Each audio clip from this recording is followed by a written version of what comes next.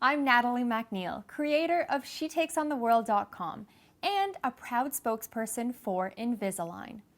As a teenager, I needed braces to straighten my teeth, but I didn't think I would need braces again as an adult. When my teeth started to shift a few years ago, I have to admit I was a little self-conscious about my smile with all the videos and press I was doing. Invisalign was the only option for me. My smile has become one of the signatures of my personal brand and gives me the confidence I need to take on the world. Invisalign is nearly invisible, comfortable to wear, and comparable in price to metal braces. You can learn more at Invisalign.com.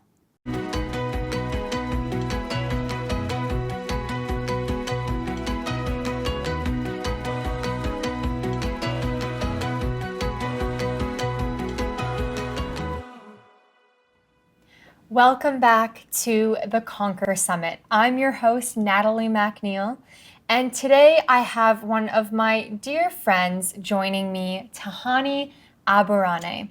She is one of Canada's leading real estate experts and the best-selling author of the Real Estate Riches book series, in which 100% of the profits go towards helping women and girls in developing countries.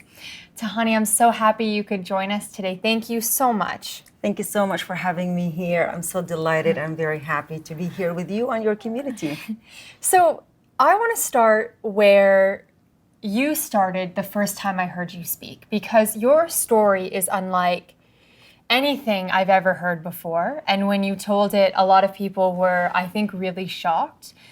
And you started by holding up $2 in your hand and asking the audience what $2 means to them. And I encourage you to do that at home. What does $2 mean to you? Think about what you can get or do with $2. And tell us what $2 is to you. $2 represented that a new beginning to me, a new life. $2 represented that I had to take care of my family back home in a refugee camp. And $2 meant that I will have an education where most other girls in that refugee camp could not have. The $2 were my dowry. It was what my parents gave me away for $2, which is, if you also think about the $2 in a different way, more than half of the world live on less than $2 a day. So yeah, $2 is my dowry. To be sold for $2. $2 and go to a country that I don't know, I've never heard of, language that I had to learn, and a new beginning, like I said. Now, growing up in this refugee camp, could you even imagine at that time becoming the successful powerhouse multimillionaire entrepreneur that you are today? Never, ever, ever imagined in my wildest dreams that I would be where I am right now. I mean, in the refugee camp, we were worried about where our next meal is gonna come from, let alone, build, have houses and do all of that stuff. So for me, it's, we did not have economically the means to do the things that the any child here in Canada would. But what we had over there is gratitude for what we had, and we had very little for the family, the friends, the people around us, from my mom and my parents. It's no matter where you are right now in your business, no matter where you are in your life, you have to start with gratitude. It's like you have to be so grateful for where you are right now in order for you to get more or get forward or get further ahead with your life. So what were your dreams? I'm curious. Back then, what did you dream of growing up and becoming? Did you ever in this refugee camp say, when I grow up, I want to be? I want to be a teacher. I wanted to be an educator. I wanted to teach other girls, at school, and just teach. And I became a teacher, even though you did become a teacher. I became a teacher, yes. Now, how does a young woman who faced so many challenges growing up end up in real estate? Where is that gap there? How did you get from, so you were in Canada, you were brought to Canada. Yes. by the man that you married, Yes. correct? Yes, correct. Yes. And then how did you start developing real estate? How did you start your own business? What was that bridge? Yes, it all started I guess it all started in steps. Nothing happens to anybody all at once. So that's what I want everybody to know is that, you don't climb up the mountain just like, by a helicopter bringing you and dropping you right there on the top. You have to go a step at a time. What happened is I started as a realtor and then I started, working with real estate investors and it just evolved. And every time I did something, it was very, very scary.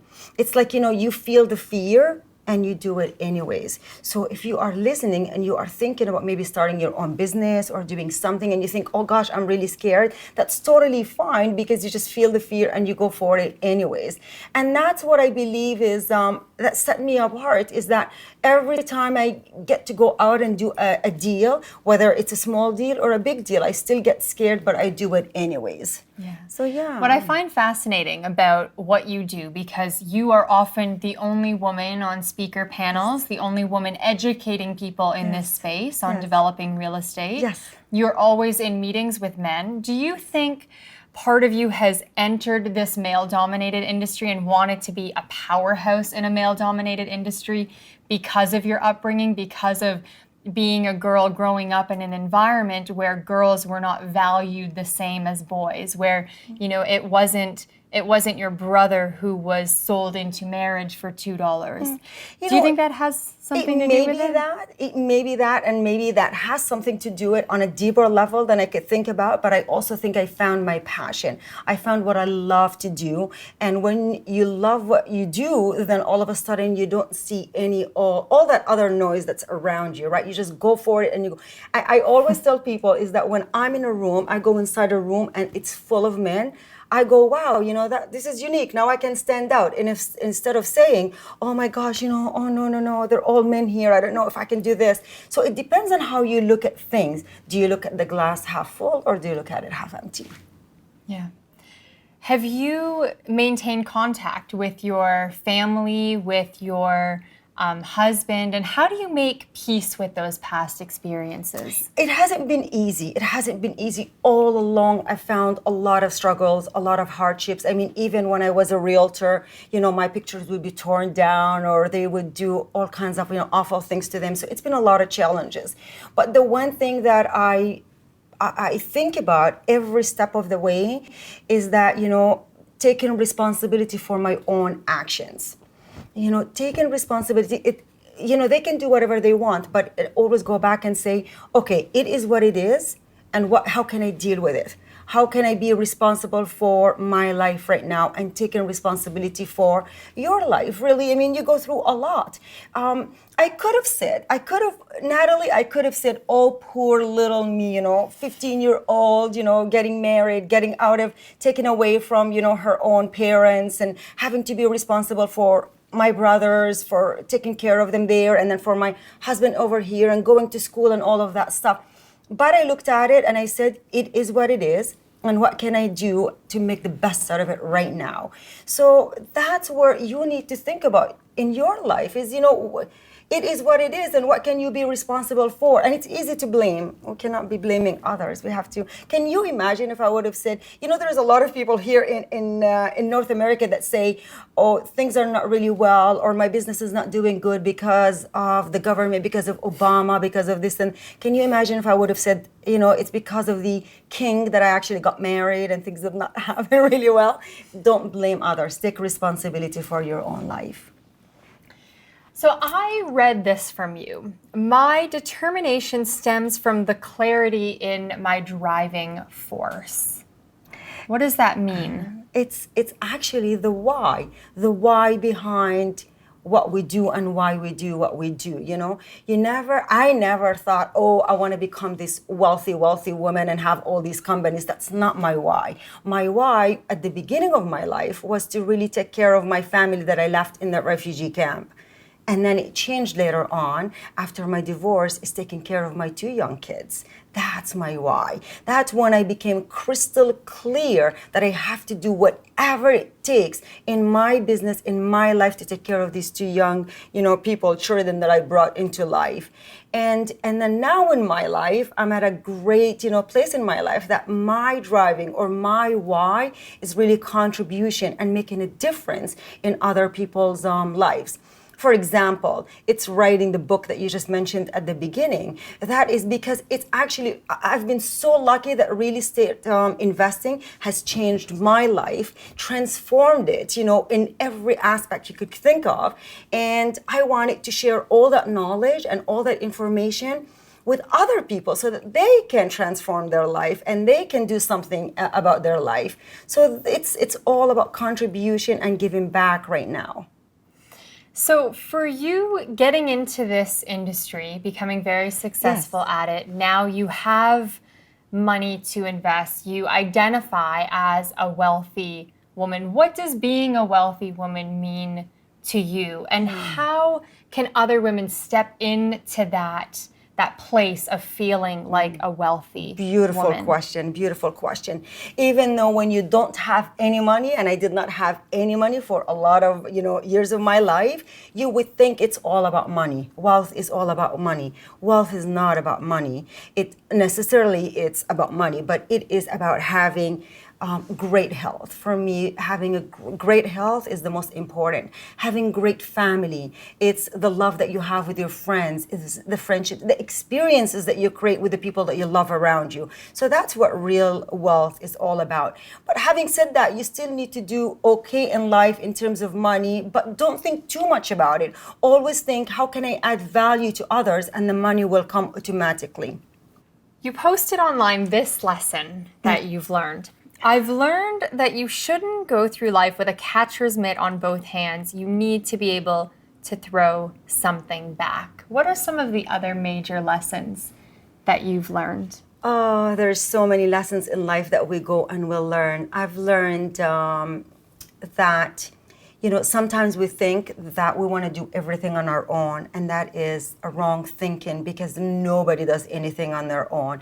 We all need a community to be part of. It's something like She Takes on the World. This is a great community to surround yourself with other women that have gone through what you're going through, and can say, yes, I have, it's almost like holding your hand and somebody to make you feel okay, that we all go through struggles and hardships, but yet we can overcome them and be okay. We're all going to be okay. So that's one of the lessons. I feel that it was hard for me to ask for help at the beginning of my career as well. But then I found that most people are so helpful. All you need is just to put up your hand and ask. And then people will help and they will reach back. It's in human nature to help other people. Yeah, and it was by asking other people to help you that you did hook your first opportunity. Absolutely. To develop a property. Is that right? Absolutely, yes. Absolutely. In real estate development, it is a male-dominated world. I mean, it's crazy out there, and I really encourage more and more and more women to get into the real estate investing, and real estate development. In fact, one of my big goals is that how when you go to events and you always see lineup of women at the bathrooms, but normally there is not a big lineup for men. My goal is to have a real estate investment world, is to have all those women line up as well at those bathrooms. It's like, we need more women out there to take responsibility and to really get out there and start looking after their financial future, their financial well-being, and not just only to rely on their partners, to take responsibility. And it's not as hard as you think.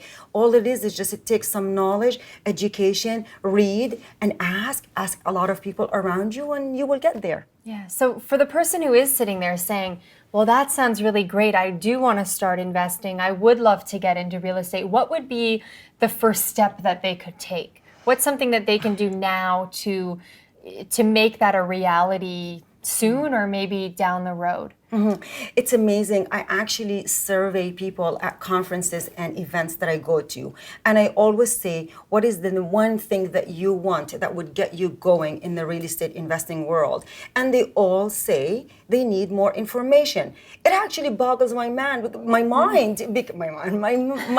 because it is on Google. You Google, you YouTube, there's so much information out there. I don't think it's the information, But for anyone who wants to start by just going to Google, reading books. Like my book is reading for real estate investors who want to get into this investment area from 1 to 7 books, because after that it's a totally different game.